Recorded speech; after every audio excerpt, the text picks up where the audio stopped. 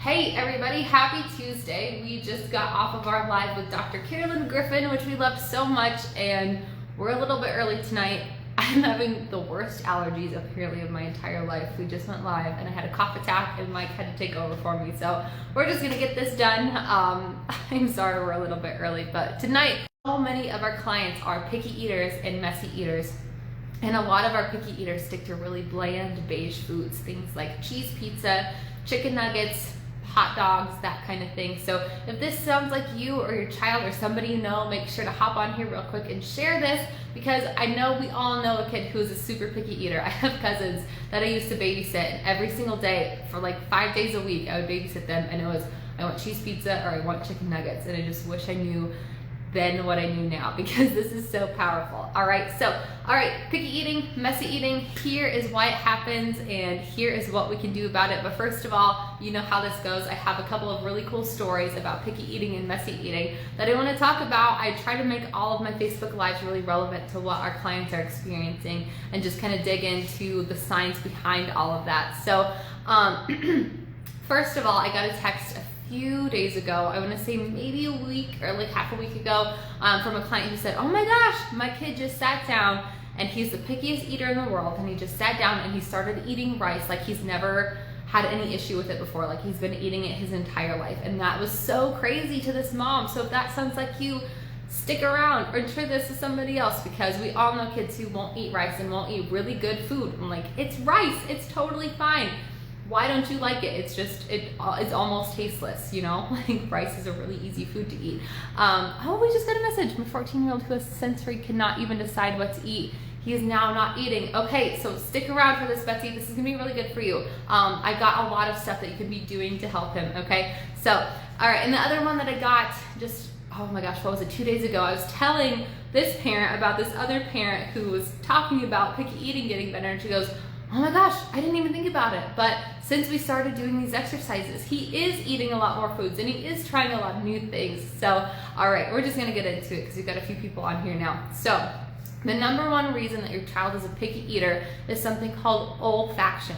Our olfactory sense is our sense of taste and smell. Our olfactory bulbs are right up here, and really interestingly, they are an ipsilateral function. So many of the things that we talk about, like proprioception or vestibulo-ocular reflex and all these other things, are called contralateral functions, where the right side of our brain controls the left side of our body and vice versa. And if you're in our program, you've seen me do this exact motion like 200 times by now. But so many things are contralateral functions, where the right side of our brain controls the left side of our body and vice versa. But olfaction is actually called an ipsilateral function, where the right side of our brain controls our right nostril and vice versa. So many kids, almost every kid that's a really picky eater has really low olfaction.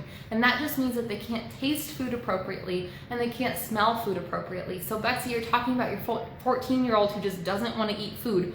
Who doesn't want to eat food? We all want to eat food for comfort. We all want to eat food because we're hungry. But kids that struggle to eat food or don't want to eat food or aren't deriving joy from food like the rest of us unhealthy adults on the planet, it's because they're not tasting food appropriately and they're not smelling food appropriately, and therefore they can't derive the joy and the comfort that we all get from food. And we're all taking that way too far and we're getting obese because of it.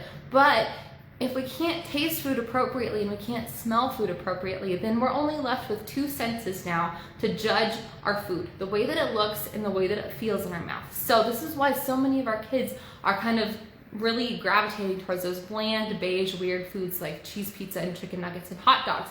It doesn't look weird, it doesn't feel weird in my mouth, it's a really easy thing to eat.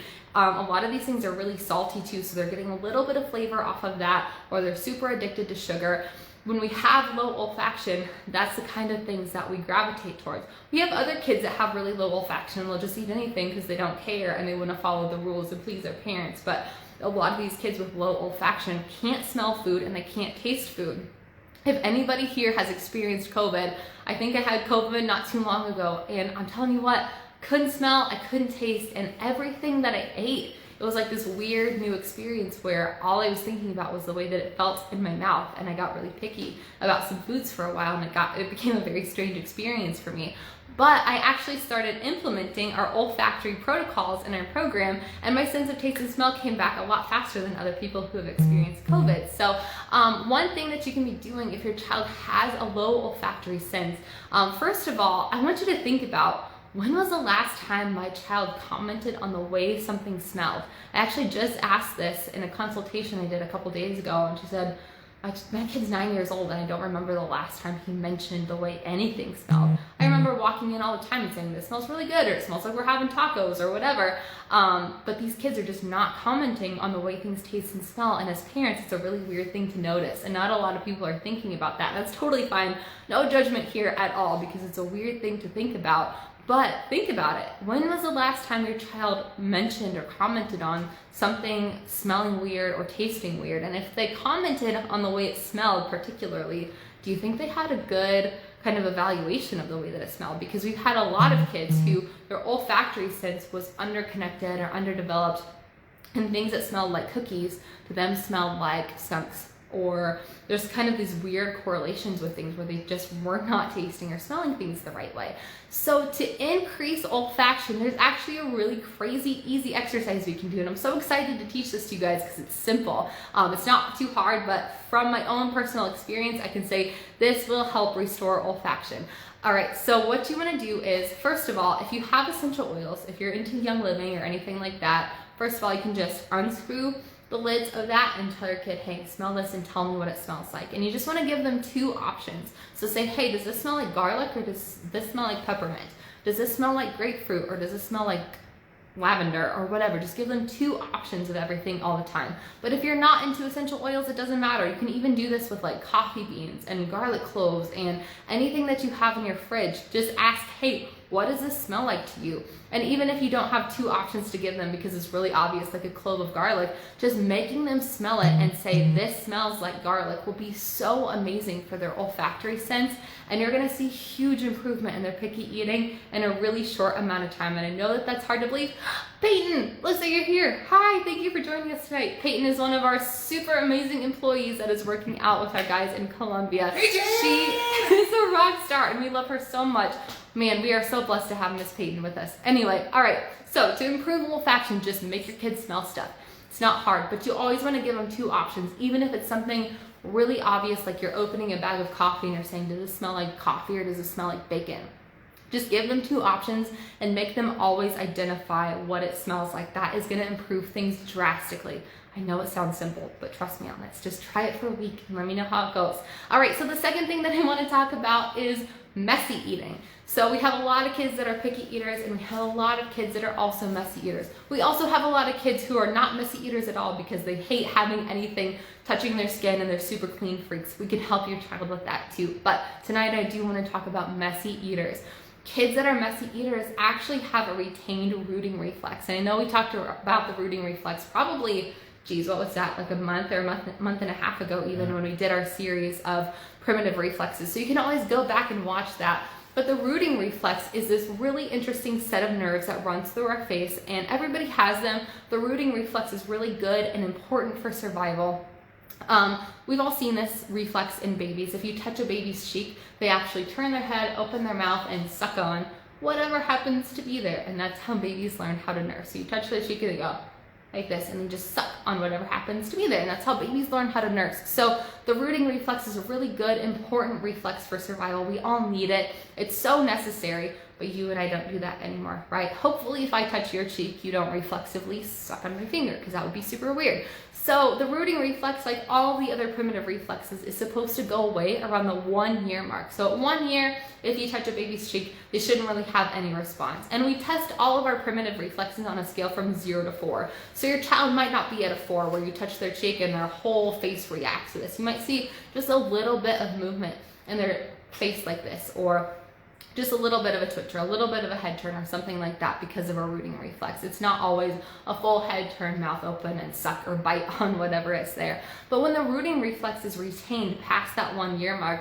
we see kids who chew on things, pens, pencils, shirt collar, shirt sleeves, those kids that are putting stuff in their mouth and chewing on their nails all the time, Or kids that are really messy eaters, kids that are just making a mess, getting stuff on their face all the time, is so often caused by a retained rooting reflex. I actually had a 16-year-old who came to us, gosh, it's been years ago by now, but she came to us and her parents were like, how did you know that she had issues with messy eating? This poor girl, every time she put a cup up to her face, she would take a drink of it and it would spill down her face. She had to drink out of like a sippy cup at home because her parents were so sick of her spilling stuff, or like a straw anytime she went to a restaurant, because every time she would put a cup up to her mouth, it would hit those nerves on the side of her face and her face would spasm and it would spill down the front of her. So a rooting reflex can cause chewing, and it can also cause this really messy eating and drinking situation. So we've already talked about the exercise for the rooting reflex, but you can go back and watch the video, or you can just keep watching me here. All we're gonna do to retain or suppress or integrate, to suppress or integrate the rooting reflex is you're gonna take your finger, mom or dad, I want you to take your finger, or if you're an adult, you can do this on yourself, but it's best to have somebody do it for you. And you just wanna take your finger and drag it from the top of where your ear meets your face to the corner of your mouth like this. And then start from the middle of where your ear meets your face and drag it to the corner of your mouth like this. And then we're gonna go from the middle, or from the bottom of where your ear meets your face, and drag it to the corner of your mouth like this. So we're gonna do 3 sets of 3, so 9 full lines on both sides of your face. So 1, 2, 3, 4, 5, 6, 7, 8, 9, and then switch to 1, 2, 3, 4, 5, 6, 7, 8, 9. So 9 cat whiskers essentially on both sides of their face. So a lot of the stuff that we do is hemispheric, where we want to stimulate the opposite side of the body to hit the opposite side of the face, or opposite side of the brain, like we talked about with the ipsilateral and contralateral functions. But interestingly enough, the brainstem is not actually split into 2 different hemispheres. So everything that we do for the brainstem, all these primitive reflex suppression exercises that we do, we want to make sure that we're targeting both sides of the body. So we want to do those cat whiskers on both sides of the face, okay? And that's going to help a lot with messy eating. I remember we have a family who is in program, actually still right now.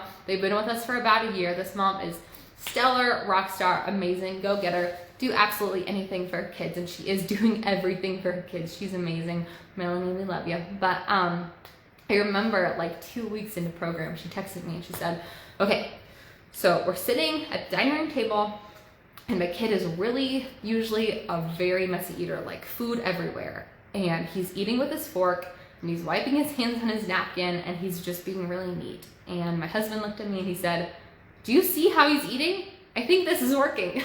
So trust me on this, the rooting reflex itself, I know this seems really simple. I've had multiple clients this week say these first week of exercises seem really, really crazy simple, and they are, but they're also very complex, and they do so much for the brain. They're so stinking important. So do the rooting reflex exercise, have your child smell 2 things a day, and give them 2 options each, and we're gonna tackle messy eating and picky eating. All right, so I have one other really cool story that I wanna share with the 5 of you that are still hanging out with me today. Thank you for sticking with me, but we had a little girl who started program, I wanna say like 3 or 4 days ago.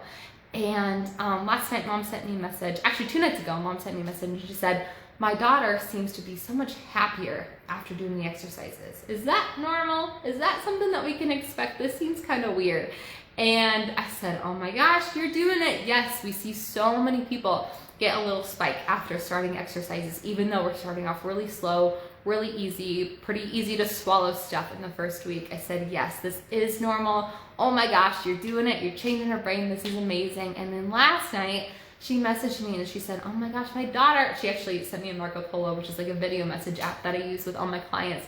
But she said, my daughter is like sitting here being super chatty. Like she's talking to me about her day. She seems like she's in a really good mood. And you guys, this is the most amazing thing for me, because a week ago when I talked to this mom before they started exercises, I remember this mom saying to me, I don't feel like I can connect with my daughter.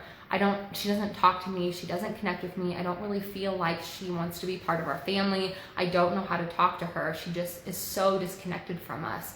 And so for her to send me a message saying, my daughter just is like chatty all night with me in a really great mood, I was like, oh my gosh, this is everything that you are wanting. You know, there are so many other things that she was dealing with reading and academics and stuff that we want to see get better. But for a mom to be able to connect with her daughter for literally the first time in her life, I asked her, is this new for her, or is this something that she's kind of been like since she was young and she said, yeah, this has been it. I don't know how to connect with my kid. And she's doing it. She's getting better. And then tonight she was like, oh my gosh, my daughter is in a terrible mood after doing exercises, and it's like everything is crap now. And that's how it goes. We hit thresholds and we hit regressions. So we absolutely need to talk about those things, and it's a great part of the process, because what happens is every time we hit new thresholds, the brain recognizes, what am I supposed to do with all this new information? I don't know what to do with this. I don't have space for this. I don't have room for this. And it has to disorganize and then reorganize to accommodate all of that good new function. Betsy, meltdowns over food. Yes, I'm so glad that that gives you some help. Try those exercises out and let me know how it goes. But she was saying, you know, I was talking about regression. The brain hits new thresholds, it regresses, and then every single time we come out of those regressions, we hit new thresholds. Now the brain is capable of accomplishing new things. So we hit these really crazy high peaks, and you're like, oh my gosh, my kid's a new person, and then everything bottoms out, and then we climb back up. And my whole job in this process is to keep you going and keep you motivated. So way to go. Everybody that is in our program is crushing it, killing it, doing their exercises every day. I have never been more proud of a group of people.